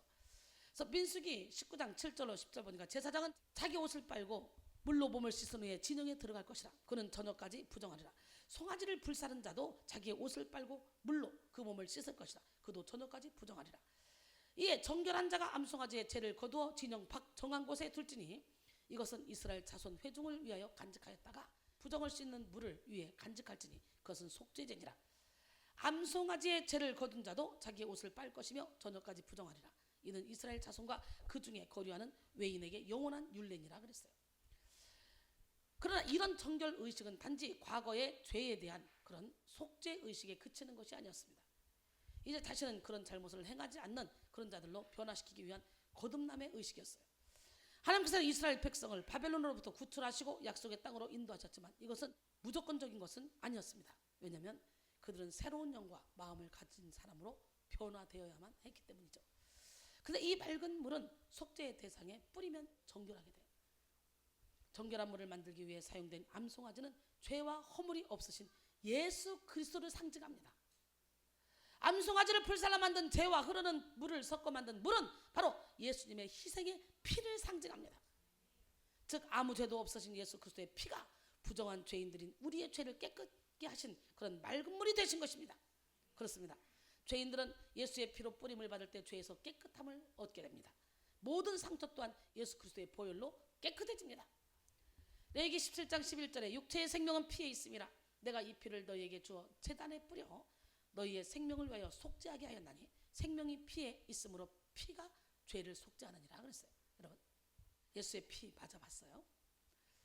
제가 화요일날 설교를 하는데 우리 하에서 우리 전도사가 와가지고 은혜를 받는데 갑자기 여기서 내 머리로 똑똑 뭐가 떨어지더래요. 이렇게 보니까 그리스도의 피더라는 거예요. 똑똑똑똑똑 떨어지더니 예수님이 나 뒤에서 나의 다리를 받치고 있더라는 거예요. 딱. 그래서 야 우리 목사님이 오늘 많이 힘드신가 보다 이렇게 생각을 했는데 제가 설교하다가 중간에 여러분 지금 제가 체력이 밑바닥입니다. 쓰러질 것 같습니다. 근데 하나님이 힘을 줘서 이 설교를 하고 있습니다. 그러더래요. 그래서 아 내가 본 게 확실히 맞구나. 신기하잖아요. 내가 힘들 때 주님은 나를 업고 가시고 나를 안고 가시고 할렐루야. 네. 나와 동행하시는 하나님. 그 보혈의 피가 여러분의 영혼에게 모든 병을 정결하게 할 줄 믿습니다. 히브리서 9장 22절에 율법을 따라 거의 모든 물건이 피로써 정결하게 되나니 피 흘림이 없은즉 사함이 없느니라 그랬어요. 이스라엘 백성들은 범죄하면 정결한 짐승을 끌고 가서 제사장에게 주며 죄를 고백하고 그 죄를 짐승에게 전가시키고 그 짐승을 죽여서 그 피를 뿌려서 죄를 정결케 했습니다. 즉 죄를 지면 반드시 죽어야 하나 그 사람 죄 대신 짐승이 피 흘려 죽어서 죄로 죽을 생명을 살려내는 거죠. 그러니까 죄를 질 때마다 그렇게 번거롭게 짐승을 잡아서 피를 뿌려서 죄를 전가시켜서 제사를 드리죠. 얼마나 불편했습니까? 그래서 기독교는 도덕이나 윤리가 아니라 예수님의 피를 통한 구속의 종교입니다. 그렇기 때문에 신학에 와서는 예수님께서 단번에 십자가에서 피 흘려 죽으심으로 우리의 모든 죄를 다 사해 놓으셨어요. 우리가 과거에 지은 죄, 현재에 지은 죄, 조상들이 지은 죄, 원죄로부터 원죄, 앞으로 지을 죄까지 예수님이 다 씻어놨어. 그렇기 때문에 우리는 매일매일 짐승 가지고 가서 거기다가 죄를 전가시켜서 짐승을 드릴 필요가 없어졌어. 대신 예수님이 다 해놓으셨기 때문에 우리는 어떻게 해야 돼요? 감사의 예물을 드려야 돼. 우리 하나님께 감사. 왜? 물질이 있는 곳에 내 마음이 있다. 보물 하늘에 쌓아두라. 하나님의 명령이잖아요. 마태복음 6장 19절로 24절까지 보니까 하나님과 재물을 겸하여 섬길 수 없다 그러잖아요. 우리 하나님은 살아계십니다. 히브리서 9장 22절에 율법을 따라 거의 모든 물건이 피로써 정결하게 되나니 피 흘림이 없은즉 죄사함이 없느니라 그랬잖아요. 나는 여러분 모두가 다 예수 그리스도의 보혈의 피로 정결해지는 시간이 되기를 원합니다. 계시록 12장 11절에 또 우리 형제들이 어린 양의 피와 자기들이 증언하는 말씀으로써 그를 이겼으니 그들은 죽기까지 자기들의 생명을 아끼지 아니하였도다 그랬어요. 이사야 53장 5절 그가 찔림은 우리의 허물 때문이요 그가 상함은 우리의 죄악 때문이라. 그가 징계를 받음으로 우리가 평화를 누리고 그가 채찍에 맞음으로 우리는 나음을 받았도다. 우리는 다 양 같아서 그릇 행하여 각기 새 길로 갔거늘 여호와께서는 우리 모두의 죄악을 그에게 담당시키셨도다 그랬어요. 그러기에 오늘 다시 한번 예수 그리스도의 보혈의 피를 의지하며 여러분의 모든 죄악을 담당하신 주님께 감사하는 마음으로 함께 찬양합니다. 그가 찔림은 우리의 허물을 이함이요 그가 상함은 우리의 죄악을 이함이라 그가 징계를 받음으로 우리가 나음을 입었도다 우리는 다 양 같아서 그릇 행하여 각기 제 길로 갔거늘 각기 제 길로 갔거늘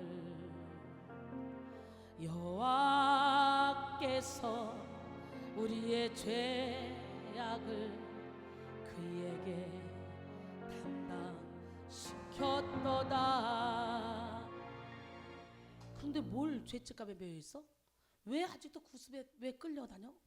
이미 끝났는데. 예수의 보혈로 이스라엘 백성들을 맑은 물로 씻은 이유는 이스라엘 백성들이 죄와 우상 숭배로 더럽혀졌기 때문입니다. 그들은 죄와 상처로 마음이 굳어져 있었습니다. 맑은 물로 인해 죄와 상처로 부정해진 이스라엘 백성들은 이제 하나님과의 관계를 다시 회복할 수 있게 된 거예요. 그래서 하나님께서는 죄 씻음의 은혜인 맑은 물을 뿌리시는 것입니다. 오늘 이 시간에 여러분 맑은 물을 뿌리시는 하나님을 만나야 돼요. 그런데 그 물로는 이스라엘 백성이 스스로 쓰실 수 없어요. 부정함을 씻을 수 있는 능력이 없기 때문에 맑은 물은 오직 하나님께로부터 나오며 하나님에게서만 씻어질 수 있습니다. 예, 그것을 입증해 주는 것이 바로 십자가 사건이죠. 범죄한 사람들, 상처받은 사람들, 스스로 온전할 수 없는 사람들, 죽음과 영벌을 당할 수밖에 없는 그런 사람들을 위해 예수 그리스도를 보내시고 그리스도는 하나님의 뜻을 쫓아서 사람들의 지은 모든 죄를 다 지고 십자가에서 죽으심으로 사죄의 역사를 이루셨습니다. 그러다 다시 부활하심으로 구원을 완성시키셨습니다. 그러므로 돌같은 굳은 마음으로 딱딱해져서 도저히 자신의 힘으로 부드럽게 할 수 없다고 생각할 때 우리는 오직 주님의 보혈을 의지하시기 바랍니다. 자기 행위를 의지하지 말고 오직 하나님의 은혜를 구하십시오. 특별히 죄와 상처로 인해 강팍해지고 딱딱한 자신의 모습에 대해서 가슴 아파하며 통회하는 심령을 가지십시오. 하나님께서는 상하고 통회하는 심령을 멸시치 않으신 분이십니다. 믿으십니까? 예, 그 다음에 영적인 안내자를 허락하셔서 영양분을 공급받아 정결하게 하십니다. 오늘 지금 여러분에게 지금 하나님이 이 부족한 종을 통해 영양분을 공급받게 하시잖아요. 여러분 이 말씀을 수도 없이 읽었지만 마음이 부드러워지지 않았잖아요. 그렇기 때문에 실제적으로 이 말씀을 풀어서 여러분의 마음가짐을 찢게 하는 그런 일을 영적인 안내자가 하고 있잖아요. 맑은 물을 받은 땅이 옥토로 변하기 위해서는 좋은 유기물이 섞여야 된다는 거예요. 그렇게 해야만 영양분이 있는 부드러운 질 좋은 흙이 되는 거예요. 우리 마음밭에도 매일매일 예배의 영양분, 기도의 영양분, 찬양의 영양분, 은혜의 영양분, 사랑의 영양분, 위로의 영양분, 교제의 영양분이 필요합니다. 유기물은 땅의 질을 높입니다. 우리의 굳은 마음이 변하여 아름답고 부드러운 땅이 되기 위해서는 농부를 잘 만나야 돼요. 즉 올바른 영적인 안내자를 잘 만나야 돼요. 땅이 잘못된 농부를 만나면 순간의 이익을 위해서 독한 화학비료만 농약만 막 줍니다. 그렇기 때문에 영적인 안내자를 잘못 만나면 오히려 그 영적인 안내자를 통해 우리의 내면을 건드리면 거꾸로 더 독하고 더 병든 마음이 되는 거예요. 어설프게 죽기 살간다고 건드려 놓으면 귀신만 살아나서 더 난리가 납니다. 영혼이 고쳐지는 것이 아니라. 그래서 우리는 영적인 안내자를 잘 만나야 돼요. 마태복음 15장 14절에 그냥 두라 그들은 맹인이 되어 맹인을 인도하는 자로다. 만일 맹인이 맹인을 인도하면 둘 다 구덩이에 빠지리라 그랬어요. 저를 만난 사람들은 모두 다 한결같이 내 인생의 최고의 행복은 이수희 성사님을 만난 것입니다. 이렇게 말합니다. 왜냐하면 평생을 가도 진리 안에 자유하지 못하는 영혼들, 그 영혼들이 저만 만나면 열매 맺는 삶으로 쫙 인도되어지기 때문이죠. 절대 고쳐지지 않을 것 같았던 그런 사람도 저를 통해 기적의 주인공이 되어서 빛을 발하는 그런 삶을 살게 되는 사람이 많이 있잖아요. 예수님을 만남으로 하나님께서 제게 주신 놀라운 사랑의 은사, 그 사랑의 은사로 인해서 많은 영혼들이 고침받고 있습니다. 사랑 여러분 또한 마찬가지예요. 가족 구성원 가운데 직장, 학교, 공동체에서 굳은 마음으로 여러 사람들을 힘들고 어렵게 하는 그런 사람들이 있다면 여러분들이 예수님의 사랑의 너비와 길이와 깊이와 높이를 깨달아서 여러분 그 사랑으로 그들에게 복음을 증거해서 여러분이 받은 사랑을 전해줘야 돼요. 여러분이 받은 사랑의 영양분을 그들에게도 전해줘야 돼요. 베드로전서 4장 8절에 무엇보다도 뜨겁게 서로 사랑할지니 사랑은 허다한 죄를 덮느니라. 할렐루야. 세 번째로 새 영을 부어서 율례를 행하게 하십니다.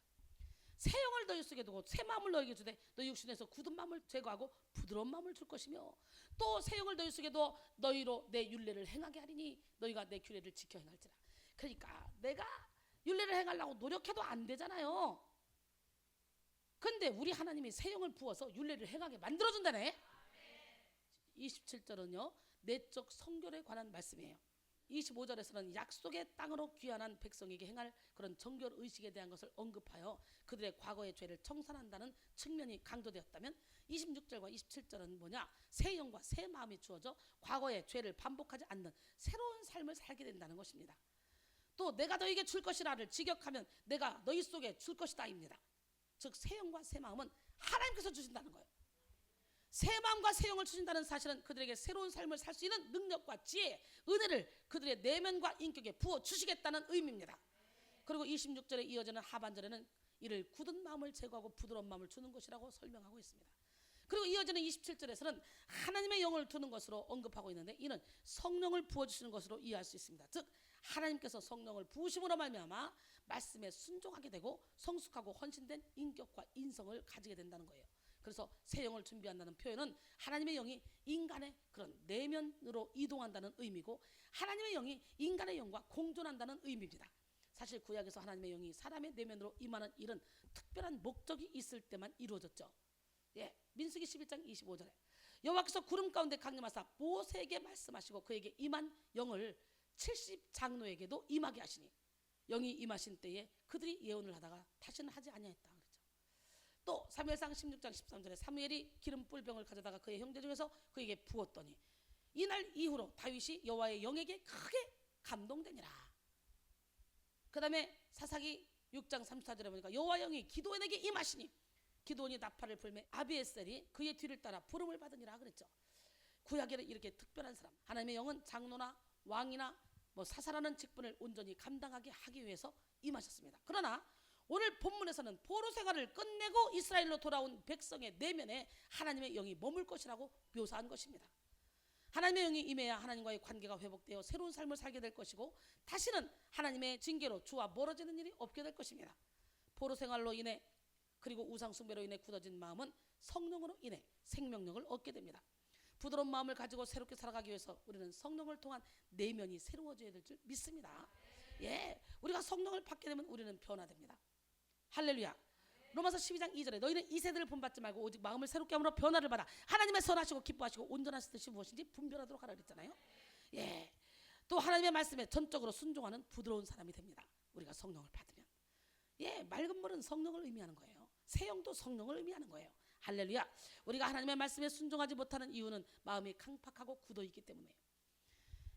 본문 27절에 하나님의 영이 우리 속에 계시면 우리가 주의 율례를 행하게 된다 그랬잖아요. 저절로 말씀을 지키게 되는 거예요. 성령을 받은 사람만 하나님의 말씀을 지키게 되는 거예요. 그래서 성령이 내주하시는 자는 성령의 인도를 받는 거예요. 따라서 성령을 받은 자, 성령의 인도를 받는 자는 하나님의 생명의 말씀을 가까이 하며 말씀의 바른 의미를 깨닫게 되며 말씀대로 살아가게 됩니다. 그러나 성령을 받지 아니한 자는 절대로 하나님을 기뻐할 수도 없고 하나님의 뜻대로 행할 수도 없겠죠.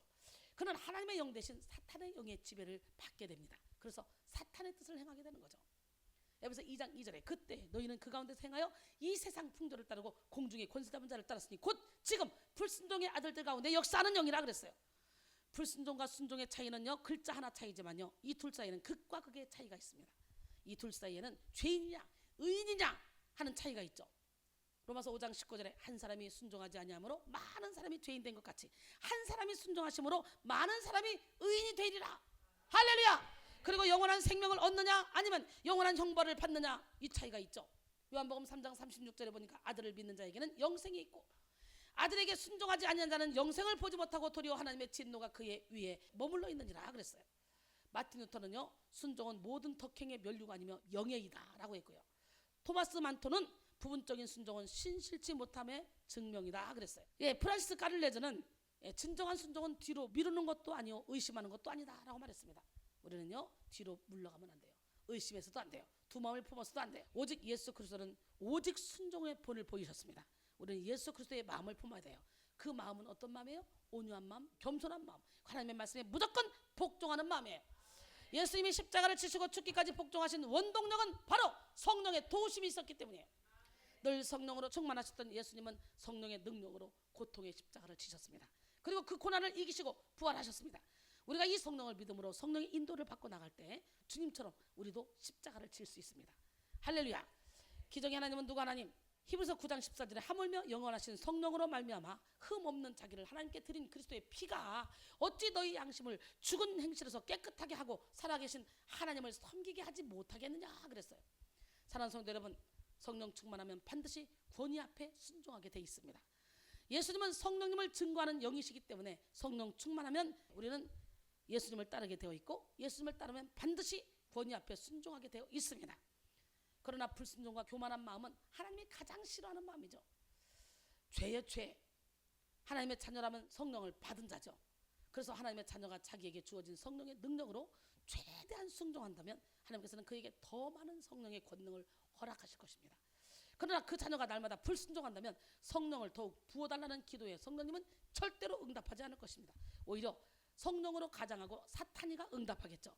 그러기에 우리는 오직 하나님의 말씀에 순종해야 돼요. 나를 통해 능력이 나가냐 안 나가냐 이게 중요한 게 아니에요. 나를 통해 성령의 열매가 맺혀지냐 맺히지 않냐 이게 중요한 거예요. 성령님은 우리와 더 많이 교제하고 싶어 하십니다. 악한 영도 얼마든지 능력을 흉내낼 수 있다는 걸 다시 한번 깨닫기를 원합니다. 우리의 전부를 받고 싶어 하시는데 우리가 우리 자신을 온전히 성령께 드리는 유일한 방법은 바로 순종이라는 거예요. 순종은 하나님과의 관계에서 아주 중요한 요소이기 때문에 하나님과 올바른 관계를 맺기 위해서는 성령의 인도와 지배에 순종하는 것입니다. 오늘 이 시간에 여러분 모두가 다 주님의 말씀에 순종하는 기적의 주인공이 되기를 원합니다. 에레미야 7장 23절에 오직 내가 이것을 그들에게 명령하여 이르기를 너희는 내 목소리를 들으라. 그러면 나는 너희 하나님이 되겠고 너희는 내 백성이 되리라. 너희는 내가 명령한 모든 길로 걸어가라. 그리하면 복을 받으리라. 할렐루야. 예수님은 제자들과 마지막 밤을 보내실 때 성령에 대해서 이렇게 약속하셨습니다. 요한복음 14장 15절로 16절. 너희가 나를 사랑하면 나의 계명을 지키리라. 내 아버지께 구하겠으니 그가 또 다른 보혜사를 너희에게 보내주사 영원토록 너희와 함께 있게 하시리라. 할렐루야. 이렇게 순종은 성령을 받기 위한 필수 조건이에요. 요한복음 15장 10절로 13절 내가 아버지의 계명을 지켜 그의 사랑 안에 거하는 것 같이 너희도 내 계명을 지키면 내 안에 거하리라. 내가 이것을 너희에게 이루면 내 기쁨이 너희 안에 있어 너희 기쁨을 충만하게 하려 함이라. 오늘 주님의 기쁨이 여러분의 안에 있기를 원합니다. 내 계명은 곧 내가 너희를 사랑한 것 같이 너희도 서로 사랑하라 하는 이것이니라. 사람이 자기의 친구를 위하여 목숨을 버리면 이보다 더 큰 사랑이 없나니. 할렐루야. 예, 순종은 예수님의 마음이에요. 나는 오늘 이 시간에 여러분 모두가 다 예수님의 마음을 품기를 원합니다. 왜냐하면 예수님은 이 땅에 계실 때도 늘 자신의 뜻이 아닌 아버지의 뜻을 이루기 위해 사셨기 때문이죠. 그래서 예수님이 마가 다락방에서 기다리라는 거예요. 성령이 임할 때까지 기다렸던 120문도 기다렸던 사람들은요 모두가 다 성령의 불을 체험했습니다. 오늘 토요일 날씨도 좋고 얼마든지 여러분 가족과 놀러 갈 수 있는데 성령을 기다리기 위해서 우리 이 마가다락방에 오신 줄 믿습니다. 바로 지금 이 시간에 권능을 받으세요. 능력을 받으세요. 나 평신도인데 관계없어요. 제가 주의 종이 된다는 거 꿈에도 생각 못했습니다. 저는 음악학원 하면서 피아노 30대 놓고 정말 잘 나갔어요. 내가 그걸 버리고 주의 일을 하러 돌아다닌다? 상상할 수 없는 일이에요. 그러나 하나님이 능력을 부어서 하늘을 열어서 남들이 보지 못하는 거 보게 하시고 남들이 듣지 못하는 거 듣게 하시다 보니까 이제 나의 모든 삶의 가치관이 세상에 있는 것이 아니라 저 하늘에 있더라고. 그러다 보니까 이제는 시간, 물질, 노력을 다 투자해서 생명까지도 투자해서 나를 바쳐서 영혼 살리는 데 생명을 걸고 있는 거예요. 지금도요 발바닥은 불나고 지금 쓰러질 것 같이 체력이 엄청나게 딸려요. 딸리는데도 불구하고 이렇게 미친 듯이 영혼 살리는 데 생명을 걸어. 설교하다가 내가 여기서 쓰러져 죽어도 나는 그대로 천국 가리라. 그런 마음으로 하나님 내가 늙어서 죽는 것이 아니라 너무 많이 쓰임받아서 달아서 죽게 도와주세요. 그리고 기도했더니 하나님이 진짜 이미 다 달려버렸어요. 제 몸은 지금 제가 기록하는 거지 체력은 밑바닥이에요. 지금도 발바닥이 불나요. 근데 왜 이래? 먹고 살 게 없어서 이래? 내가 바보라 이래? 저는 돈 버는 거 자신 있어요. 지금도. 난 도대체 세상 가운데 살면서 돈 못 벌고 질질거리면서 건강하면서 멀쩡한 사람들이 그렇게 멍청하게 사는 거 보면 답답해 죽겠어요. 그거 왜 그런 줄 알아요? 지혜가 없어서 그래요. 자기 틀에 갇혀서 그래요. 그러니까 하나를 잘하면 10개를 다 잘하는 거예요. 빨리 깨집시다. 부서집시다. 그래야 주님이 지혜를 주셔요. 순종하는 사람은 예수님과 같은 삶을 살게 됩니다. 하나님은 순종하는 삶을 기뻐하십니다. 그 어떤 제사와 제물보다 순종을 더 기뻐하십니다. 순종이 없는 예배, 순종이 없는 헌신, 순종이 없는 충성, 순종이 없는 봉사, 하나님이 기뻐하지 않습니다. 주님이 정말 원하시는 것은 하나님의 말씀을 듣고 그 말씀대로 순종하는 것이라는 걸 깨닫기를 원합니다. 예, 하나님께서 이스라엘 백성들을 40년 동안 광야길을 걷게 하신 이유가 있어요. 왠 줄 알아요? 신명기 8장 2절로 3절 보니까 내 하나님 여호와께서 이 40년 동안에 내게 광야길을 걷게 하신 것을 기억하라. 이는 너를 낮추시며 너를 시험하사 내 마음이 어떠한지 그 명령을 지키는지 지키지 않는지 알려 하심이라. 너를 낮추시며 너를 줄이게 하시며 또 내 조상들도 알지 못하던 만나를 내게 먹이신 것은 사람이 떡으로만 사는 것이 아니요 여호와의 입에서 나오는 모든 말씀으로 사는 것을 내가 알게 하려 하심이라. 그러니까 결국은 광야길 40년 걷게 하신 것은 하나님의 말씀에 순종 하나하나 보려고, 사람이 떡으로만 사는 것이 아니라 하나님의 입에서 나오는 말씀으로 사는 것을 아나 몰라 보려고, 그걸 알게 하시려고. 이걸 안다면 여러분의 인생의 광야는 끝납니다. 저를 보세요. 저는 이미 가나안 땅에 들어가서 참된 안식을 누리며 이 땅에서 천국을 누리며 살고 있습니다. 천국은 여기 있다 저기 있다가 아니에요. 여러분의 마음속에 있어요. 여러분은 지금 광야길을 걷고 있지는 않으십니까? 하나님의 말씀에 순종하십시오. 하나님의 말씀 밖으로 나가지 마십시오. 말씀에 더하거나 빼지 마십시오. 말씀을 액면 그대로 믿으십시오. 말씀을 문자로 읽지 마시고 성령으로 읽으십시오. 그럴 때 성경 속에 감춰진 비밀을 깨닫게 됩니다. 성경은 그것을 겸손이라고 그러죠. 겸손한 사람만이 순종할 수 있습니다. 겸손한 사람만이 자신을 낮출 수 있습니다. 겸손한 사람만이 하나님을 온전히 높일 수 있습니다. 할렐루야. 하나님의 말씀 앞에 자신의 경험과 생각, 계획, 판단을 내려놓는 저와 여러분이 되기를 원합니다. 굳은 마음과 부드러운 마음이라는 제목으로 함께 은혜를 나눴습니다.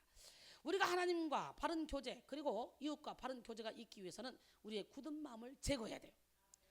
그런데 무지한 인간은 자신이 굳은 마음이 있는지 모르기 때문에 굳은 마음을 제거하기란 쉽지 않습니다. 또 어떤 사람은 굳은 마음을 어떻게 제거하는지 몰라서 제거하지 못하죠. 그러더라고요. 많은 사람들이 영적인 전쟁을 치르다 보면 차라리 병원 가서 몇천만원 몇억이라도 좋으니까 배를 쫙 갈라서 이 더러운 악한 영 싹 다 뽑아냈으면 좋겠대. 하도 끈질기니까. 맞아 안 맞아? 근데요, 이걸 경험하지 못한 사람들이 90% 이상이란 말이지. 마음 가지고 찢어져야 전쟁도 치르는 거고 축사도 일어나는 거고 내 안에 전쟁이 일어나는 거야. 그러니까 지금 혼적인 예배만 드리기 때문에 다 혼적으로 자기 의에 도취돼서 신앙생활 하면서 좋다고 그러고 다녀요. 얼마나 불쌍한 영혼들인 줄 알아요? 내가 죽지 않으면 예수를 믿을 수가 없어요. 예수 믿는 건 공짜입니다. 왜 공짜예요? 너무 비싸서 공짜예요. 내가 죽어야 내 안에 예수가 산다 그랬잖아. 오늘 굳은 마음은 어떤 마음인지 구체적으로 알아봤고요. 굳은 마음은 왜 생겼는지 알아봤잖아요. 그리고 굳은 마음은 어떻게 치료받는지 방법까지 알아봤죠. 오늘 다 부드러운 마음이 되길 원해요. 예, 굳은 마음은 하나님과 다른 사람 그리고 자기 자신까지도 거부하는 마음, 상처로 자신을 보호하려는 마음, 그리고 슬픔과 외로움을 거절하는 마음. 슬픔은 슬프다고 해야지, 외로움은 외롭다고 해야지. 예, 망상에 빠지는 마음입니다. 하나님은 우리의 굳은 마음을 제거하고 부드러운 마음을 만드는 방법은 뭐냐? 맑은 물을 뿌려주셔요. 믿으십니까? 할렐루야. 또 우리 안에서 생수가 흘러 넘치게 하십니다. 또 영적인 안내자를 허락하셔서 영양분을 공급받아서 부드럽게 하십니다. 새 영을 부드럽게 하여 율례를 행하게 하시죠. 우리가 성령을 받게 되면 하나님의 말씀에 전적으로 순종하는 그런 부드러운 사람이 됩니다. 이 시간 새 영인 성령의 충만함을 받아서 새 마음, 부드러운 마음이 되어 하나님 말씀에 순종함으로 진리 안에 자유 가운데 거하는 저와 여러분이 되기를 주님의 이름으로 축원합니다. 옆 사람 바라보시고 우리는 승리했습니다. 하나님은 당신을 사랑하십니다. 하나님은 살아계십니다. 할렐루야. 예, 멋쟁이 하나님, 기적의 하나님, 능력의 하나님이 바로 지금 부드러운 마음을 줄 줄 믿어요. 아멘. 언제나 내 모습 함께 찬양하면서 여러분 모습을 한번 돌아보시기 바랍니다. 하나님, 내가 깨지길 원합니다. 돌짝이 무너지길 원합니다. 말씀의 검이 내가 살코기가 돼서 확 찔르는 것을 내가 몸으로 느끼길 원합니다. 죄와 싸우기를 피 흘리기까지 하기를 원합니다. 이 고백이 여러분의 고백이 되길 원합니다. 언제나 내 모습 너무나 부끄러워 너무나 부끄러워 무릎으로 주님께 기도로 가오니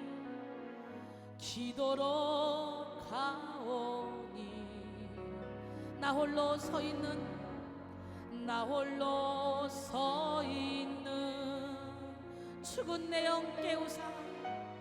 죽은 내 영 깨우사 주님만 나를 깨워 내 영 살게 하소서 주님 내 안에 주님 내 안에 계시고 주님 내 안에 주님 내 안에 나를 세워주소서.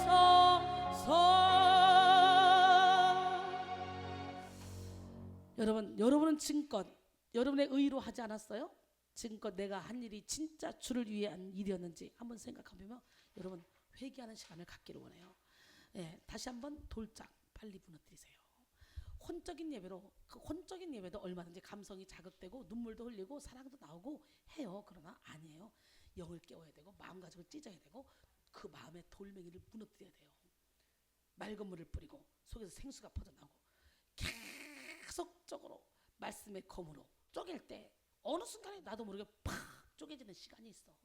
속공이 깨질 것 같지 않은 돌멩이를 갖다 놓고 계속 망치로 두드려. 저게 깨질까? 왜 저 깨지도 않는 걸 자꾸 두드리지? 그러나 100번까지 두드려도 안 깨지지만 101번째 딱 두드리면 팍 깨지는 거야. 그럼 그 한 번이 깨뜨린 거야? 그동안에 100번이 있었기 때문에 깨진 거야. 그동안에 100번 깨질 것 같지 않고 금도 안 가는 것 같은 그 100번의 두드림이 있었기 때문에 101번째 깨진 거야. 그런 것처럼 여러분이 아무리 돌짝 같은 마음을 갖고 있어도 계속적으로 말씀의 검으로 때리다 보면 어느 순간 쫙 쪼개지고 우리 조주영처럼 말씀의 검이 확 씹는 것으로 수술하고 다니는 시간이 돼. 이거 엄청난 축복이거든. 지금 조주영이가 이번 주에 그걸 막 경험하고 있다잖아. 자신을 보면서 막 탄식하고 있다잖아. 지금 이런 역사가 일어나야 돼. 여러분에게도 돌짝 같아가지고 잘못인지도 모르고 뭐가 잘못인지도 모르고 잘못했다고 야단치면 삐치고 겉으로는 아닌 척하고 네네 그러고 속으로는 막 열받고 아유 속 터져. 그러니 말씀을 가르쳐줘도 설교하는 방법을 가르쳐줘도 한 번만 가르쳐줘도 난 따라하겠다. 저는요 내 생각이 없거든요. 그래서 누가 스튜던 그러면요 한 번 내 그대로 억양까지 따라 스튜던 따라합니다. 저는요. 그러니까 빨리빨리 습득이 되고 빨리빨리 배워 나가는 거예요. 그런데 여러분은 여러분의 틀에 갇혀서요 안 들려. 이게 안 들려. 기본의 독사 빨리 뽑아내! 지금껏 내가 한 일이 주를 위한 일이었는지 지나가 세월 돌이켜 주님 앞에 아뢰입니다. 육신의 곤고함 더하여 복음의 사명 약해지니 아버지여 연약한 종 어찌해야 하오리까 내가 간 이 길이 주를 위한 것보다 예수 이름을 파는 가론 유다와 같습니다. 한평생 주를 위하여 한평생 주를 위하여 변함없이 살겠다던 베드로 같은 믿음이 내게도 있었으니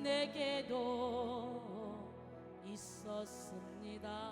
그러나 지금 내 맘속에 그러나 지금 내 맘속에 허영과 교만만 있고 허영과 교만만 있고 주님 지신 십자가는 주님 지신 십자가는 짐이 된다 벗었습니다. 짐이 된다 벗었습니다. 내가 가는 이 길이 주를 위한 것보다 주를 위한 것보다 율법을 앞세우는 율법을 앞세우는 바리새인과 바리새인과 같습니다. 오늘도 복음을 들고 쉼없이 다녔지만 쉼없이 다녔지만 성령의 불같은 인도 믿음 없이 전했습니다. 믿음 없이 전했습니다. 육신의 곤고함 더하여 육신의 곤고함 더하여 복음의 사명 약해지니 복음의 사명 약해지니 아버지여 연약한 아버지여 연약한 자 어찌해야 하오리까 어찌해야 하오리까 내가 가는 이 길이 영광의 길이라며 영광의 길이라며 바울과 같은 믿음을 바울과 같은 믿음을 내게도 허락하소서. 내게도 허락하소서. 오늘 이 시간에 고요히 주님 앞에 와 여러분의 모습을 바라보시기 바랍니다. 주님이 사랑하는 형제 자매를 미워하는 것은 살인하는 것입니다. 여러분, 형제를 미워하는 것은 자기는 빛 가운데 있다 하지만 어둠 가운데 헤매는 것과 똑같다 그랬어요. 고요 주님 앞에 와 내 모습 돌아볼 때 순간순간에 그 모든 일이 죄와 허물 뿐입니다.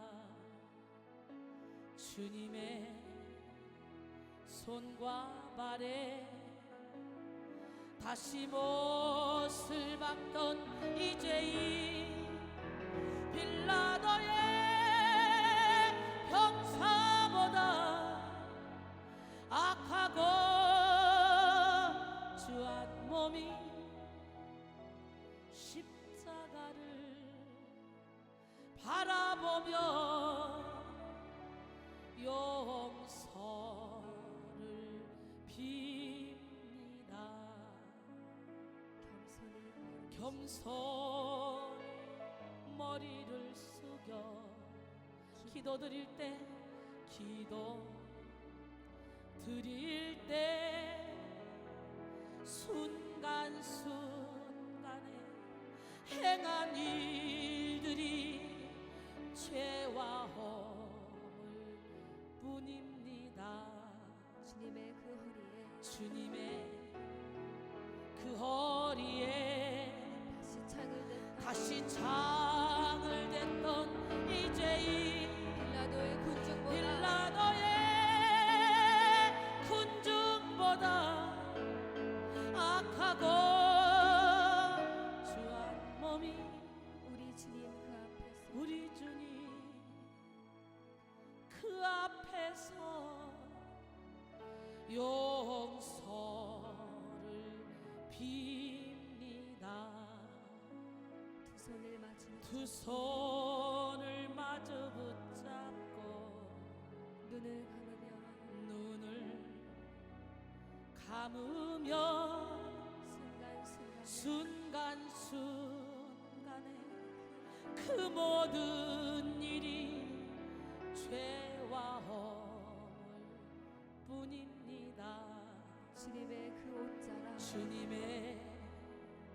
그 옷자락 다시 다시 잡아찢던 이제이 로마 병정 로마 병정 그보다 더 악하고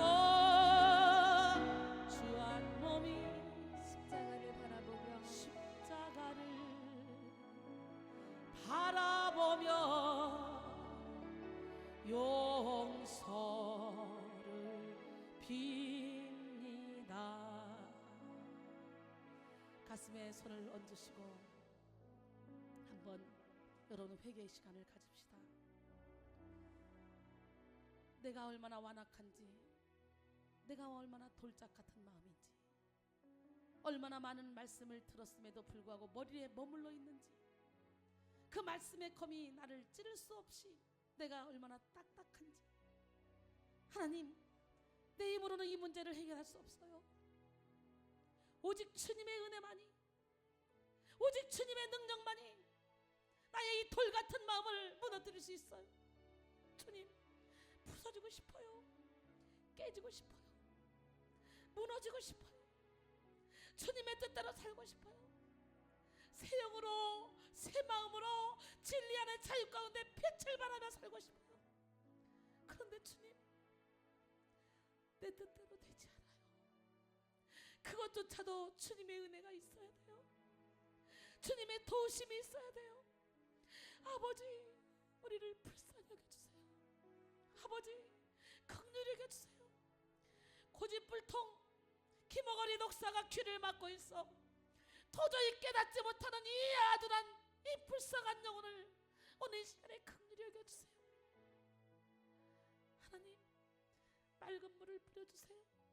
하나님, 우리 안에서 생수가 터지게 도와주세요. 하나님, 깨닫는 은혜를 베풀어주세요. 새 영을 주시고 새 마음을 주시고 부드러운 마음을 주셔서 하나님의 말씀을 지키며 살아갈 수 있도록 도와주세요. 수도 없이 많은 사람들이 예수를 믿는다고 열심히 충성하고 봉사하지만 마음가짐을 찢지 못해 마치 바리새인들처럼 기도하고 있습니다. 우리도 그렇게 기도해 왔습니다. 주님, 죄 많은 세리가 감히 하늘을 우러러보지 못하고 나는 죄인이라고 고백했을 때 주님이 그 세리의 기도를 들으시고 그 세리를 의롭다 하셨던 것처럼 우리가 철저히 오늘 우리 자신을 내어드리기를 원합니다. 우리 영혼을 밝히 포기를 원합니다. 마음가짐을 찢어 주시옵소서. 우리를 불쌍히